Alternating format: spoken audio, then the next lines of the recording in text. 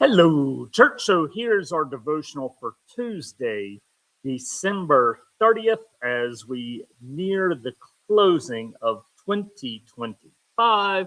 My goodness, where has the time gone?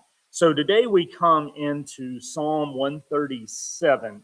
Um, there's at least lines, if not the whole portion of Psalm 137 that's going to be familiar. One of my earliest contexts for it was an African American spiritual, which frames by the waters of Babylon, where we sat down, oh Lord, we sat down, and there we wept when we remembered Zion. When I was in the seminary, one of our her name was Belva Brown Jordan, and she headed the field placement and kind of practical side of the seminary end of things.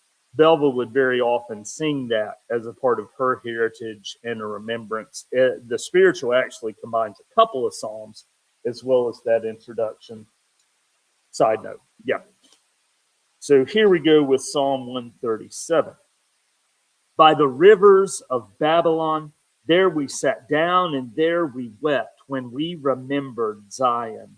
On the willows there we hung our harps, for there our captors asked us for songs, and our tormentors asked for mirth, saying, "Sing us one of the songs of Zion." How could we sing the Lord's song in a foreign land?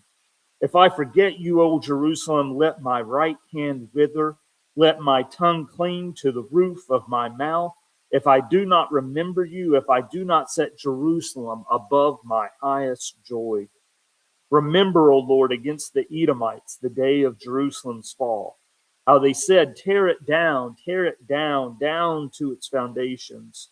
O daughter Babylon, you devastator, happy shall they be who pay you back what you have done to us. Happy shall they be who take your little ones and dash them against the rock. Yeah. Um, that last line is a sticker, and you have probably heard it before. I don't think it's exclusive to Psalm 137, but this very vehement expression of anger and resentment and harshness in a militaristic culture. Um, don't run too far with that, apart from hearing the outcry of loss at Zion, the loss of Zion to the exilic community. A little bit of James Mace from you. And I wish he would have cleaned up that last part real nicely and something, but if he did, I didn't see it. So you'll get these portions. He entitles his commentary "A Song of Two Cities." You might had to read while you were in high school. It was the best of times. It was the worst of times. And if you miss that, sorry, that's a tale of two cities. Yeah.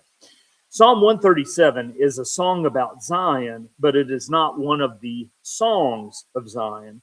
The songs of Zion are hymns full of joy and confidence. And clearly that's not what we're hearing right now. In them, Jerusalem is majestic and invincible, secure against the threats of hostile armies. He references Psalms 46 and 48, which are in fact a part of the songs of Zion. In this psalm, Jerusalem has been razed to its foundations, and the psalm is full of bitter memories and vehement pain. Unlike all the other psalms, this one refers to particular times, places, and events. It identifies a specific historical setting. It looks back on the fall of Jerusalem to Babylon. The theme is remember Zion, Jerusalem. The psalm is a song of two cities. It sings of resistance against one and devotion to another. The soul of the singers moves between Babylon, by the rivers of Babylon, and Jerusalem. First, there is a focus on Babylon, its streams and trees and officers. In the second part, the psalm puts the focus on Jerusalem. The city is addressed directly. An oath is made that forswears hands that play the harp and tongues that sing the Lord's song should the oath not be kept. The singers promise Jerusalem that they will not forget. They will remember. They remembered in Babylon, and they will remember Zion in Zion. So you get it. They're looking forward to the day of return and vowing that they will be able to sing those songs and not forgetting. As their song was preserved and used as a psalm, the names of Babylon and Jerusalem were on the way to becoming symbols. Babylon of the civilization of this world that does not know the Lord's reigns, and Jerusalem of the city of God that is and is coming. The song can quicken our awareness of the anomaly involved in singing the Lord's song in an alien culture without any sense of the contradiction between our words and our world. Faith can never forget Jerusalem. Faithfulness will remember in pain and prayer. Good stuff, James Mays. And here's our conclusion, or not our conclusion. Here's Psalm 137 from Eugene Peterson in the Message. And I am a little hesitant to see where he goes with the rocks bit. Alongside Babylon's rivers, we sat on the banks, we cried and cried, remembering the good old days in Zion. Alongside the quaking aspens, we stacked our unplayed harps.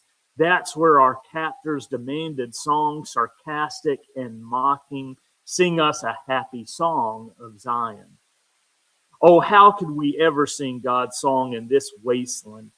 If I ever forget you, Jerusalem, let my fingers wither and fall off like leaves. Let my tongue swell and turn black if I fail to remember you. If I fail, oh dear Jerusalem, to honor you as my greatest. God, remember those Edomites and remember the ruin of Jerusalem. That day they yelled out, wreck it, smash it to bits. And you, Babylonians, ravagers, a reward to whoever gets back at you for all you've done to us. Yes, a one who grabs their heads on the rocks. He did it again. Yeah. Just, takes an already visceral, violent image and makes it just a little more specific. So that was Psalm 137.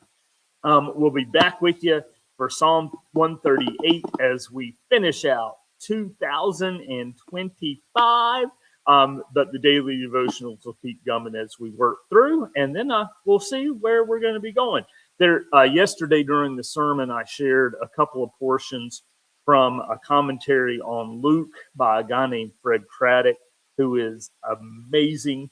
And that might be a source for us. So we're still figuring out where we're going to head, and we'll see. All right. Have a great day. We'll be back with you tomorrow. See you.